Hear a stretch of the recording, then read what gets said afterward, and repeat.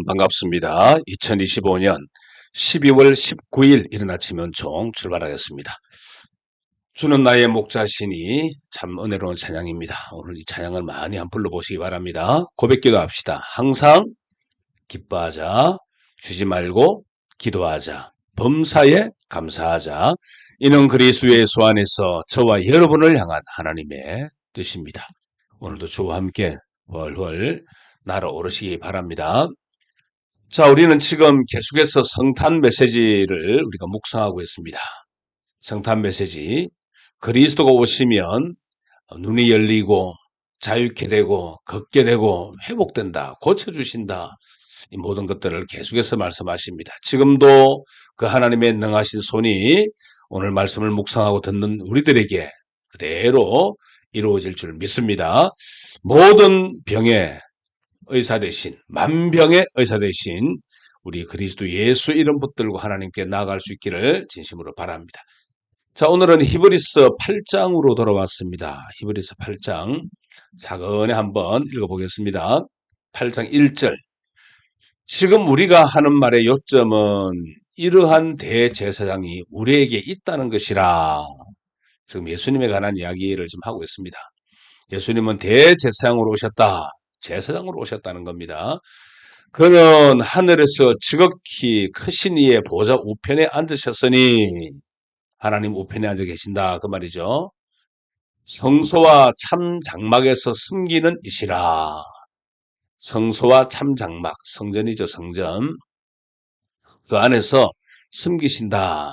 성소에는 하나님이 계시고 제사장이 있어야 우리를 위해서 중보하시잖아요, 중보.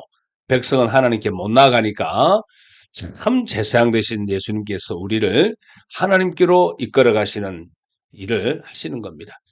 이 장막은 주께서 세우신 것이요 사람이 세운 것이 아니니라. 대제사장마다 예물과 제사 드림을 위하여 세운 자니, 그러므로 그도 무엇인가 드릴 것이 있어야 할지니라. 그렇겠죠. 대제사장도, 구약의 대제사장은 자기도 사람이니까 하나님께 뭐 드려야 될 게 있어야 되겠죠. 예수께서 만일 땅에 계셨더라면 제사장이 되지 아니하셨을 것이니, 이는 율법을 따라 예물을 드리는 제사장이 있습니다. 레위지파 계열에서 제사장들이 있잖아요. 그러니까 거기서 그 직분을 수행하는데 예수님이 만약에 땅에 있었더라면 그런 제사장이 되지 않았을 것이다. 이 말은 하늘에 계시기 때문에 우리의 대제사장이 되신다 하는 이야기입니다. 예수님의 대제사장은 하나님의 중보, 그리스도의 중보 사역은 하늘에서 이루어지는 것이라는 겁니다. 좀 어렵습니다. 좀 더 가봅시다. 그들이 숨기는 것은 하늘에 있는 것의 모형과 그림자라. 모세가 장막을 지으려 할 때에 지시하심을 얻음과 같으니, 하나님께서 모세에게 장막을 지을 때, 성전 짓기 전에 장막을 지었잖아요. 장막 지을 때 모세 마음대로 짓지 않고 높이는 이렇게 하고 뭐는 이렇게 하고 저렇게 하고 설계 도면을 주셨습니다.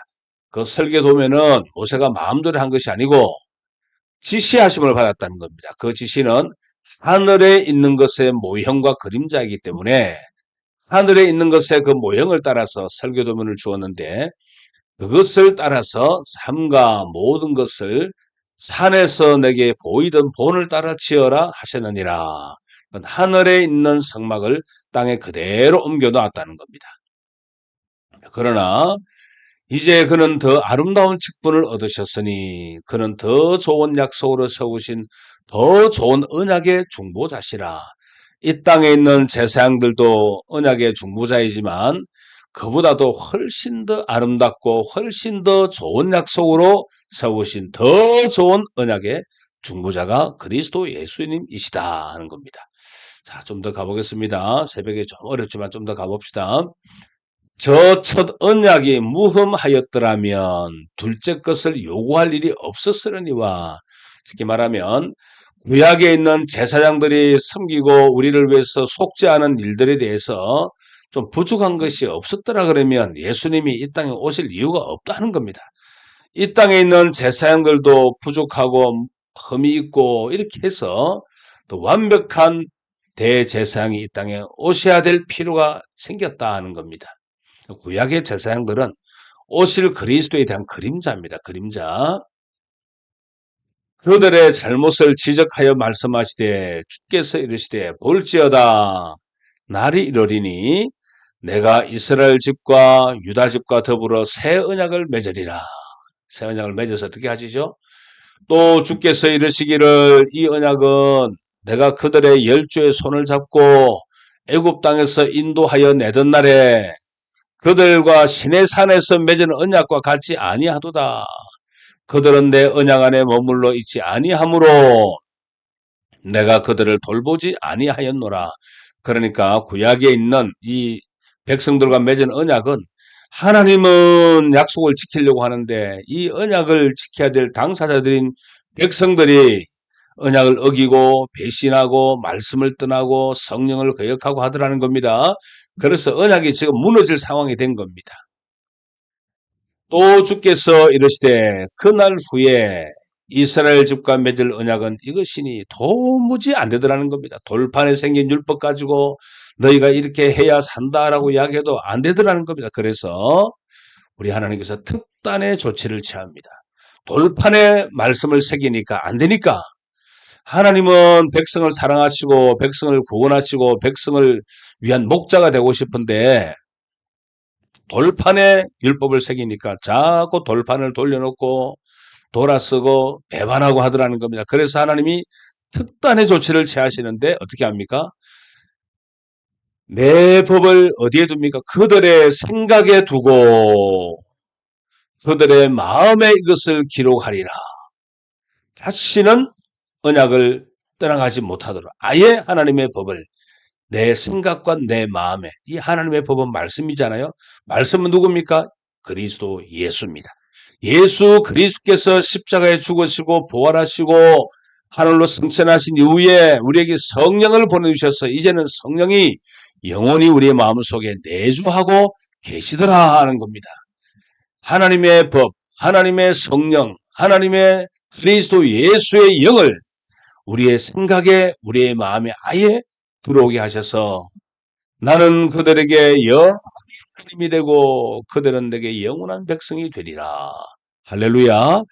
이런 약속을 하셨다는 겁니다. 여러분 이 약속이 어디에 있는 것이냐 그러면 예레미야 31장에 있는 말씀을 지금 인용하신 거거든요. 예레미야 31장 33절.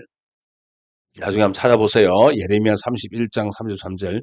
곧 내가 나의 법을 그들의 속에 두며 그들의 마음에 기록하여 나는 그들의 하나님이 되고 그들은 내 백성이 될 것이라. 여호와의 말씀이니라. 예레미야의 말씀을 히브리서 기자가 그대로 인용한 겁니다. 도무지 안 되는 돌에 새긴 법을 지키지 못하여 죽을 수밖에 없는 우리를 위해 그리스도께서 오셔서 십자가를 지셨습니다. 우리의 대제사장이신 주님께서 이제 말씀을 성령을 우리 마음에 새겨 영원히 하나님의 백성이 되게 하셨다 하는 이야기입니다. 할렐루야. 이게 새 언약입니다. 이게 성탄 메시지입니다. 오셔서 영원히 우리와 함께 하신다. 하나님의 영원한 백성이 되기 위해서 오셨다는 겁니다. 놀라운 말씀이죠. 놀라운 말씀입니다. 그래서 우리 생각과 우리의 마음에 하나님의 언어가 들어온 겁니다. 하나님 말씀이 들어온 겁니다. 하나님의 언어가 내 속에 들어오니까 어떤 일이 생깁니까? 여러분 한번 보세요. 우리가 미국에 있는 카페에 들어가면 조용합니다. 미국에 있는 카페에 들어가면 사람이 없어 조용하는 게 아니에요. 사람이 많습니다. 많은데 조용합니다. 왜냐? 우리는 영어를 잘 모르니까 영어가 내 귀에 안 들리기 때문에 조용한 겁니다. 한국 카페에 앉으면 어르신들은 막 젊은 사람이 떠들면 시끄러워서 고개를 획획 돌립니다. 왜냐? 저 구석 자리에서 속삭이는 소리까지 다 들립니다. 왜 그렇습니까? 내 안에 영어가 없으니까 안 들리고 내 안에 한국말이 있으니까 들리는 것입니다. 놀라운 이야기죠. 그러니까 내 안에 있는 말이 유의미하게 들려오는 것입니다. 기본 언어가 내 가슴에 있어야 들리는 겁니다. 설교를 듣고 설교가 안 들어온다. 미안하지만 하나님의 말씀이 그 속에 없기 때문에 안 들리는 것입니다. 하나님의 말씀이 그 속에 있으면요. 미에 새긴 이 말씀이 들려오면 깜짝깜짝 놀랍니다. 회개합니다. 눈물이 흘립니다. 여러분 하나님 말씀이 들려와도 감동도 없고 눈물도 없고 하는 것은 우리 안에 하나님의 말씀이 없기 때문에 그렇습니다. 하나님의 말씀이 있으면 조그마한 스쳐 지나가는 바람 같은 소리에도 깜짝깜짝 놀랍니다. 엘리야가 침체에 빠졌죠. 크고 강한 바람, 지진, 불 같은 것이 지나갔지만 안 들렸지만 세미한 소리가 들려올 때 하나님 말씀 앞에 그가 반응하기 시작합니다. 그 내 마음에 심미에 새겨진 말씀이 들려진다는 겁니다. 놀라운 거죠. 그래서 말씀 묵상이 중요한 겁니다. 성령의 환영, 성령의 받아들임, 성령의 내주, 성령의 도우심 이런 것들이 중요한 것입니다. 하나님 말씀이 내 안에 들어오면 하나님이 일을 시작하시고 하나님이 과정도 지키시고 하나님이 결판도 내십니다. 힘이 없어 못한다, 자기가 없이 못한다, 흥이 나지 못한다, 나는 내 스타일이 아니다, 뭐 이런저런 이야기하는 거 왜 그렇습니까? 하나님의 성령이 안에서 역사하지 않아서 그렇습니다. 하나님 말씀이 들어오면 힘이 없어도 할 수 있고 자기가 없어도 할 수 있고 흥이 나지 않아도 할 수 있고 지사충성하게 되는 것입니다. 나는 알파와 오메가라고 하셨습니다. 하나님이 시작하고 하나님이 끝을 냅니다. 그래서 내 속에 새겨진 하나님 말씀을 묵상하면 묵상할수록 내 안에 부르심을 따라 살아가는 힘이 계속 생기는 겁니다. 사랑하는 성도 여러분, 교회는 하나님 말씀이 심미에 새긴 자들의 공동체입니다. 공동체. 교회 안에 있지만 심미의 말씀이 새기지 않으면 이게 갭이 있습니다. 하나님의 음성을 들은 자와 듣지 못하는 사이에 말로 표현할 수 없는 갭이 있습니다. 갭. 우리가 잘 들리지 않으면 애통하는 마음을 가지고 하나님께 기도해야 됩니다. 하나님 들리지 않습니다. 제 마음속에 하나님의 말씀을 심어 주옵소서. 성령을 보내어 주옵소서. 그렇게 간구해야 됩니다. 오늘도 우리 마음속에 새기신 하나님의 말씀, 성령께서 우리와 함께 하시고 이것은 하나님의 영원한 백성이 되게 하기 위한 하나님의 하신 작품이다 생각을 하시고 우리의 목자 되신 하나님 안에서 이번 성탄절에도 모든 것이 회복되는 하나님의 영원한 백성 되시기를 주님의 이름으로 축원을 드립니다. 찬양 들으면서 기도하고 하루를 출발하겠습니다. 사랑하고 축복합니다.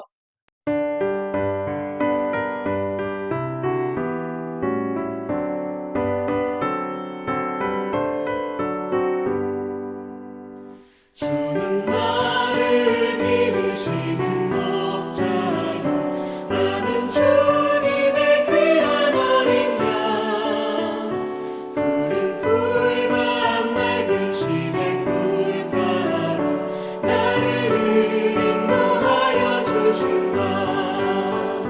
주는 나의 좋은 목자 나는 그의 어린 저를 따라 꼴을 먹여주시니 내게 부족함 전혀 없어라.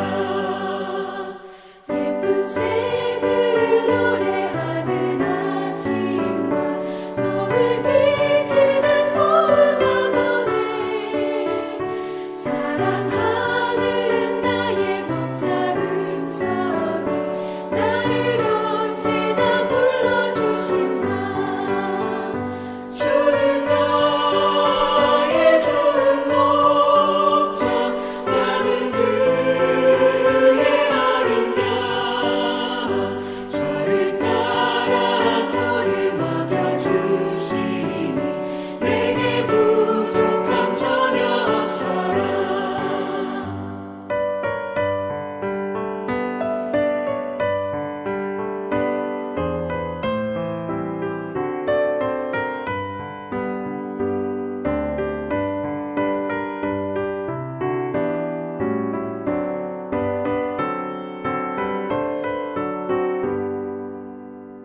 못된 짐승 나를 밟지 못하고 거친 비바람 삼지 못하리.